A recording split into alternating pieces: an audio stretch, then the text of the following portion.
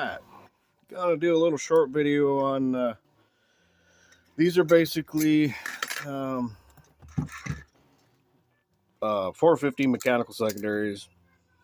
I'm not a huge fan of these carburetors, only in the sense that it sucks because it's mechanical linkage, and then there's no pump shot, but the venturi is small enough to drop pressure around the booster to where it's typically not needed. So in that regard, they work well, but you're at the leisure of the engine, catching up with, lack of a better word, RPM. Gaining the RPM and then having the booster signal there to do so. Getting back to the video, I rambled already.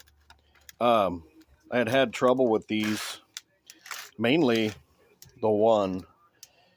Quite honestly, I do believe now it's something that I'm going to check, because since this is a mechanical, it's kind of using the vacuum secondary concept as far as the rear metering. Okay, keep that in mind.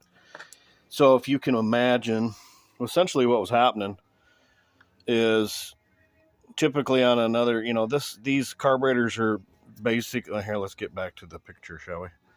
These carburetors are typically drilled for multi-hole applications. I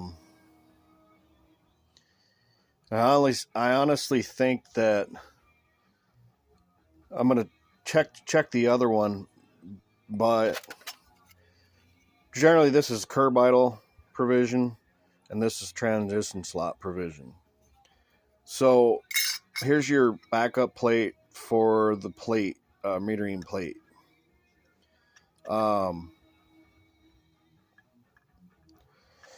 So in theory, if you can imagine, so I just pointed out, this is the curb idle, correct? Well, the trouble with this carburetor was, even though no matter what I did, I would put the thing under fuel pressure, just let it sit there, fill the bowls, etc. Make sure there's no booster, leak, flow overfill, etc. So it would continue to pull, or it wasn't even pulling. It was literally dribbling and just gushing fuel out of. It was one, was obvious, and the other one was trickling a little bit. So I had it on and off probably a dozen times, kicked my butt. I went on a group, asked if anybody else has ever seen this. Got some pretty good ideas and concepts.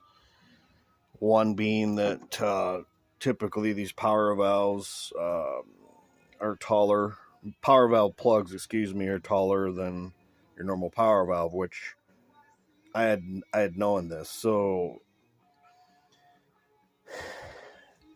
and then after the mention of it, I'm like, crap, I forgot to check that. And it was, obviously you could see it was hitting here. So this is a different block, but I'd basically just take and face those off on the belt sander over here. Fixed that, thought I was golden, put it all back together, does the same thing. So finally got it figured out, basically. And I honestly think that these carburetors, this model of carburetor, I don't know if it was a flub up or what, but generally if there's no, I don't have the base plate off to show you, which anybody that's familiar with them, there's a cross channel here that connects your rear curb idle holes, and a lot of times they're punched through on the base and sometimes they're not. Typically if you mod a carburetor for four corner idle, a lot of times you have to punch those through, and you'll have to punch through this hole here. Well, come to find out, it was already punched through in the main body, So what would happen is, here was an older gasket. So if you can only imagine here.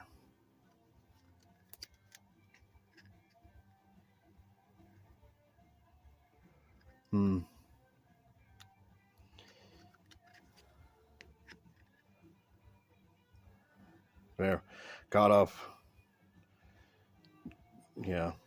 So basically, you have this gasket here, and a lot of times, if that perimeter, this is a used one, but if that perimeter is, I mean, granted, you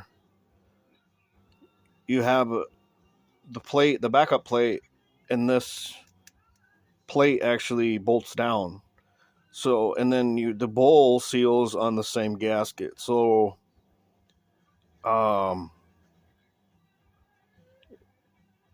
you're at the you're a whole 100% confident in the fact that this gasket material, if it bleeds through, then it will in turn go through that hole. But if the hole is not drilled through, it's not a big deal. And if I can show you here, so you've seen the perimeter on the gasket. Well, you can see that that hole is basically open. I mean, granted, it should seal in theory, shouldn't be a problem. But I honestly think a lot of the vacuum secondary ones, I know for a fact they aren't.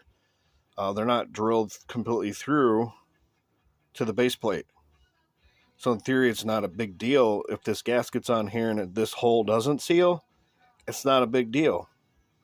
So in this application, it is a big deal because apparently, yeah, it had been pulling fuel through, even though that bowl was sealing, it was somehow bleeding fuel. Maybe I'm going to have to look at the gasket again, but it was a brand new gasket, but it was somehow pulling fuel.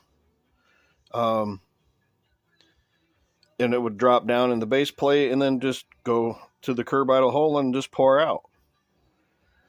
So that being said, this particular application, I'm just going to set screw plug them, deburr it, put new gaskets in, and I can guarantee it's going to be golden. And I'm going to have to check the other carburetor because the other carburetor is running okay. It just didn't seem right. And the funny thing about this is these carburetors were brought to me probably 3 years ago.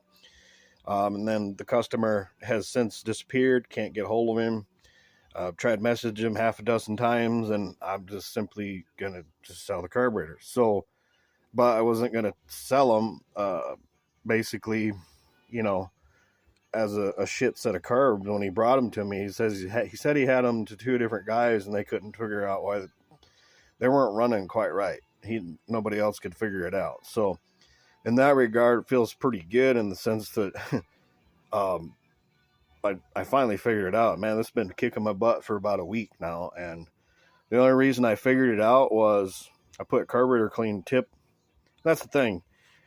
Typically, you don't have to do this kind of stuff, but you had to really go deep and figure out. You just basically backtrace the leak. So, emptied it all out, put the carburetor tip down inside of there, and then sprayed, and I heard a hollow sound like it was open to the bowl, like a bowl. Well, I had assumed it was the front one. Well, looked and looked and looked, couldn't find anything. Put that bowl back, put everything back together so everything's sealed, and then blew back through that again, and then I pulled the back bowl off, and boom, there it is. I seen it. It was, granted, you don't have the bowl on there to seal the perimeter, so it was just shooting up underneath the gasket, and I'm like, oh my god. So yep, problem has been found. Probably gonna have these together this evening, and I'm gonna pull the other one back off, put it back on the bench, make sure it doesn't have the same issue. But I guarantee you, yeah, because it always just was a real dirty idle and just wasn't right. But pretty sure it's going to be good now. Thanks for waiting for these, Brandon. Appreciate it.